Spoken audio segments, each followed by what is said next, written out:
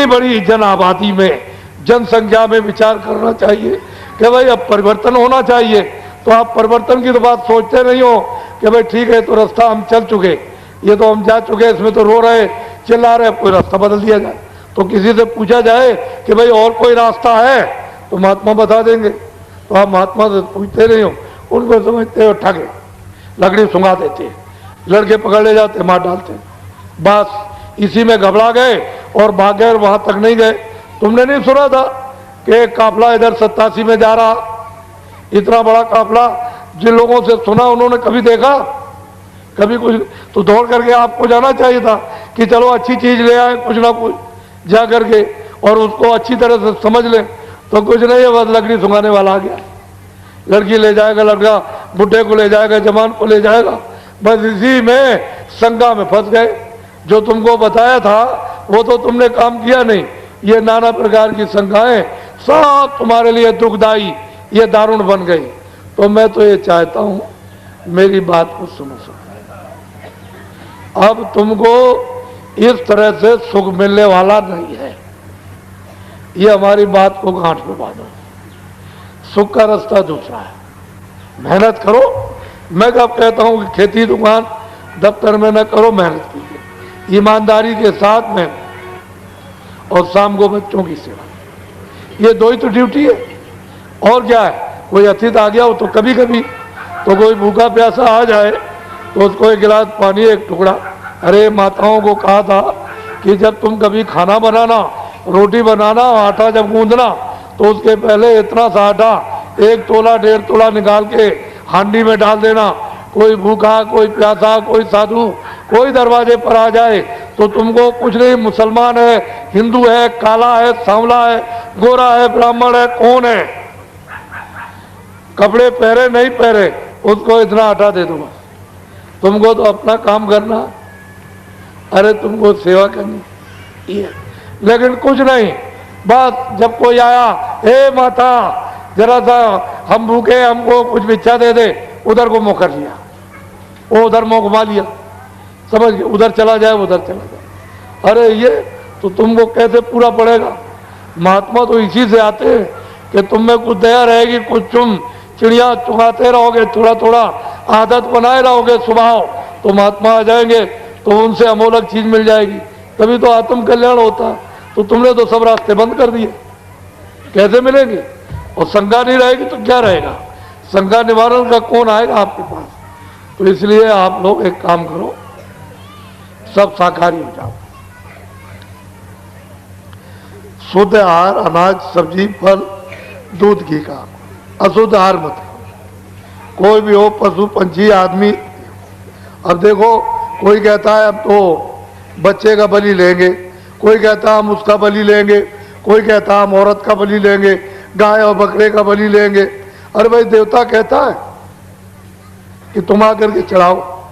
तुम्ही ने तो कहा कि हम देवता पे चढ़ा रहे, तुम्ही ने तो कहा खुश हो गया, अब इतने तुमने चढ़ा डाले, कल वो देवता कहेगा कि नहीं नहीं अब किसी को मत चढ़ाओ, अपनी माँ को ले आओ, मेरे सामने गर्दन काट के चढ़ा दो, अपनी स्त्री को ले आओ और यहां चढ़ाओ आकर के, और चढ़ा करके तुम खाओ। तो तुम कर लोगे एक काम, पहले सोचो। अरे शुद्ध आहार करो। हे मनुष्यों, इंसानों, ये सजा मिलेगी तुमको, ये मालूम नहीं है, कर्म कर्जा है, ये बहुत कठोर सजाएं मिलती है। वहां कोई बचाने वाला नहीं, वहां तो लाखों करोड़ों मीलों तक आवाज जाती है रोने की, थर्राते हैं उधर। तो महात्माओं ने जो ज्ञान में जो अपनी जीवात्मा को जगा के देखा है, उससे उन्होंने बताया कि अरे भाई ऐसा काम मत करो, नहीं तो वहां बड़े बड़े बादशाह और राजा वहां पीटे जा रहे हैं और उनको निकलने के लिए करोड़ों वर्षों तक मौका नहीं, ऐसा मत करो। तो शाकाहारी हो जाओ। एक बात, शुद्ध आहार करो। अशुद्ध आहार से तो मन बुद्धि चित्त चंचल हो जाएगी। तो न रामायण की पढ़ोगे, न गीता पढ़ोगे, न मंदिर में पूजा करोगे, न गंगा में स्नान करोगे, क्योंकि तुम्हारा मन बुद्धि चित्त तो चंचल और बुद्धि जो है नष्ट हो गई। और बीड़ी तंबाकू तो पी सकते हो, खा भी सकते हो, मैंने तो कभी खाया नहीं, न पिया है, मुझे तो बीड़ी तंबाकू पता नहीं। पर जो बच्चे 20 साल के हैं अभी तक जिन्होंने बीड़ी न तो पिए न तंबाकू पिए न खाई, बच्चों आप लोग बीड़ी तंबाकू मत पीना, ये बुरी आदत मत डालना। ऐसा कोई नशा मत करो कि आपकी बुद्धि पागल हो जाए। पागल बुद्धि हो गई, माँ को गाली, बाप को गाली, बहन को गाली, लड़कियों को गाली, बच्चों को गाली, स्त्री को गाली, मार दिया बगल में गाली पोज में, और चले जा रहे हो जोर के साथ में, और गड्ढा मिला, झटका लगा और नीचे चले गए तो टांग टूट गई और सिर फट गया, तो रोएगा कौन? अरे रुपया पैसा तुम्हारा खर्चा होगा, तुमने देखा क्या हालत। तो ऐसा कोई नशा न रामायण कहती है, न गीता कहती है, न कुरान, न महात्मा फकीर कहते। और तुम लोग वही काम करते हो जो उनके विरोध में हो, जो उनके खिलाफ। मुसलमान भी वही काम, न मोहम्मद को मानते हैं, न कुरान को, और न हिंदू रामायण को, न गीता को, न वेदों को मानते हैं, उनके विपरीत, न वो गंगा जमुना को, न देवी देवता को, विपरीत काम करते हैं। तो जो चीजें आपके लिए बताई हैं अब से समझो, नहीं तो ये समय जाने वाला है तो किराए का मकान है। ये समय पूरा होते ही मकान मालिक सटाक से आपसे ले लेगा और बस ये जमीन पर लेट जाएगा। इसको और क्या कर सकते, जला दो, गाड़ दो। फिर इनके पीछे क्या करोगे, मोह ममता में रो लोगे, बस बात खत्म हो जाएगी। कौन था, कहां से आया, कहां चला गया, क्यों मिला, क्यों नहीं। अरे सोचो समझो, सेवा करो, ठीक है, बच्चे की हो, बच्ची हो, घर में पति हो, पत्नी हो, माँ बाप हो, कि हमारा दायित्व है, कर्तव्य है सेवा करने का। हम इनकी सेवा है हमारी। कोई अतिथि आ गया, उसकी सेवा कर दो, वो आपकी सेवा कर दे, आप उसके यहाँ जाओ, वो उसके यहाँ। और हिंदू मुसलमान और सिख ईसाई छोटे बड़े सब लोग प्यार मोहब्बत से मिलजुल करके रहो, एक दूसरे के काम। सब बाधाएं व्याधाएं सब तकलीफें तुम्हारी धीरे से दूर निकल जाएं और एक दूसरे से प्यार मोहब्बत काम आने लगो। तो फिर ये झंझट किस बात का, जहां सुमत, घर में सुमत, समाज में सुमत, देश में सुमत, धर्म में सुमत, जहां सुमत तहां संपत नाना, और जहां कुमत घर में कुमत, समाज में कुमत, राज में कुमत और धर्म में कुमत, तो विपत निधाना। आप क्या करोगे? तो बच्चे बच्चियों, मैं अमोलक चीज आपको दूंगा, छोटी ये चीज कोई देगा नहीं। तुम घर में सब फूक कर और तुम ढूंढने निकलो तो नहीं मिलेगा। ये रुपए पैसे से आत्म धन, ये रूहानी खुदाई खजाना, ये दौलत के बांटने से नहीं मिलता कि चलो दुकान बना रखी है दे देंगे कि हमको आत्म धन दे दो तो मिल जाएगा, ऐसे नहीं।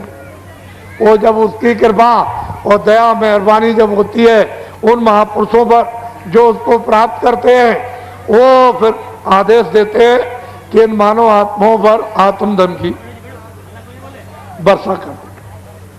तब जाकर के अमोलक चीज ये मनुष्य मंदिर में चलते चलाते ये आपको मिलती है। और इसी धन से, आत्म धन से ही जीवात्मा मरने के पहले मनुष्य मंदिर में जाग जाती है और वो दरवाजा जिसके अंदर बंद है खोल देती है, तो यहीं से स्वर्ग में, वैकुंठ में, यहीं से जाने का रास्ता।